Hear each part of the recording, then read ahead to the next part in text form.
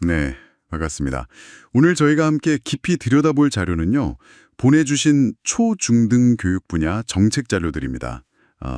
특히 인성교육하고 민주시민교육, 이 부분을 강화하겠다는 내용이 중심인데요. 이 자료들이 궁극적으로 어떤 그림을 그리고 있는지, 또 핵심적인 변화 방향은 뭔지 같이 한번 짚어보죠. 바로 시작할까요? 네, 반갑습니다. 이 자료들은 단순한 지식 전달, 시험 잘 보는 학생 이걸 넘어서요. 미래 사회를 구성할 그런 책임감 있는 시민을 길러내려는 교육의 어떤 큰 방향 전환 이걸 보여주는 것 같아요.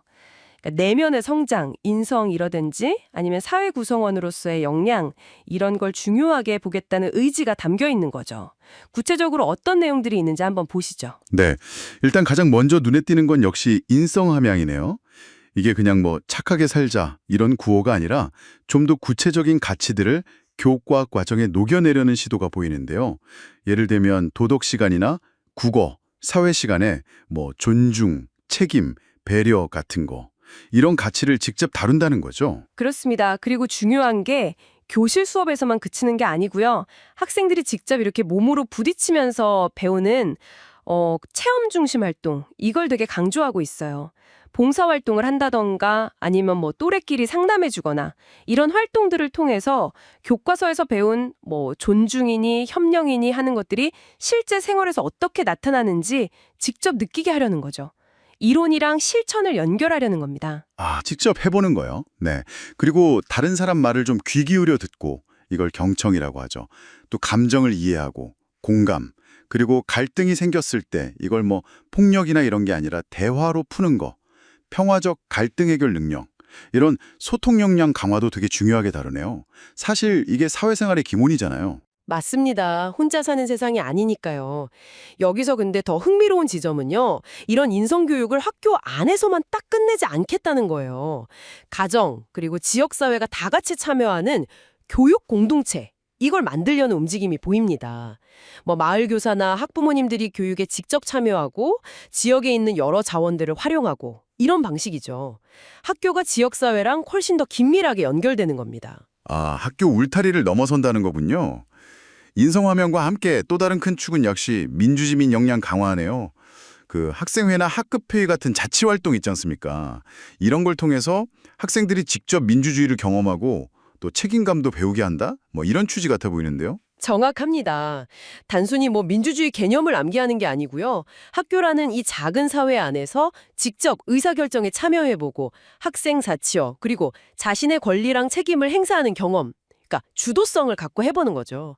이걸 통해 민주주의를 몸으로 익히도록 돕는다는 겁니다. 그리고 인권, 평등, 공정성, 다양성 같은 핵심 가치들도 다양한 교과나 비교과 활동 속에서 자연스럽게 배우게 되고요. 그렇군요. 그런데 이런 교육들이 그냥 이론에만 머무르면 안 되고 계속 변화하는 사회 환경에도 좀 발맞춰 가야 할 텐데요.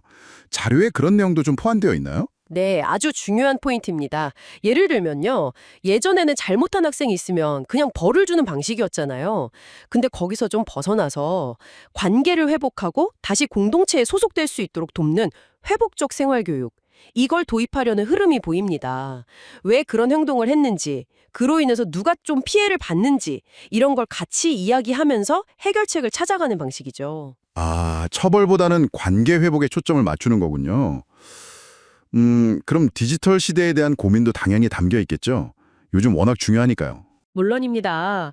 온라인 세상이 현실만큼이나 어쩌면 더 중요해졌으니까요. 디지털 공간에서의 예절, 그러니까 디지털 윤리죠.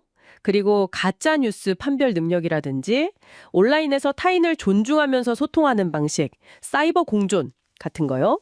이런 걸 가르치는 디지털 시민 교육이 강화됩니다. 책임감 있게 정보를 만들고 또 소비하는 능력, 이게 정말 중요해졌죠. 네, 맞아요. 그리고 우리 사회가 점점 더 다양해지고 있다는 점, 이것도 좀 반영이 되었을 것 같은데요. 맞습니다.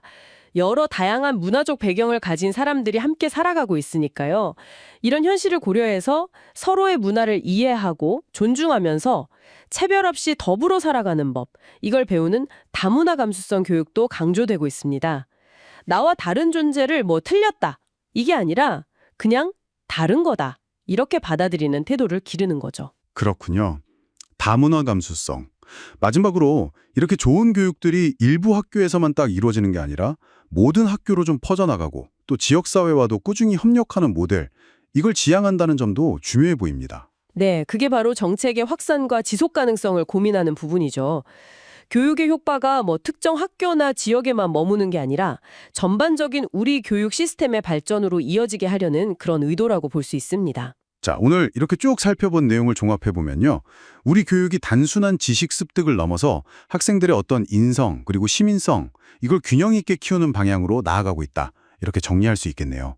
교실 안팎의 체험, 가정이나 지역사회와의 연계, 그리고 디지털이나 다문화 같은 사회 변화에 대한 적응까지 상당히 포괄적인 접근인 것 같습니다. 그렇습니다. 지식, 경험, 관계, 그리고 사회적 책임이라는 여러 측면에서 학생들의 전인적인 성장을 지원하려는 그런 큰 그림이라고 할 수 있습니다. 이 자료들을 통해서 앞으로 우리 아이들이 받게 될 교육이 어떤 목표를 향해 가고 있는지 그 방향성에 대해서 이해하시는데 좀 도움이 되셨기를 바랍니다. 여기서 근데 한 걸음 더 나아가서 생각해 볼 점은 바로 이겁니다. 이런 좋은 정책 방향들이 그냥 구호에 그치지 않고요. 실제 학교 현장, 그리고 가정, 지역사회에서 정말 살아 숨쉬는 교육으로 구현되려면 과연 무엇이 필요할까요? 그리고 그 과정에서 이걸 듣고 계신 여러분 각자는 또 어떤 역할을 할 수 있을지 한 번쯤 고민해 보시는 건 어떨까 싶습니다.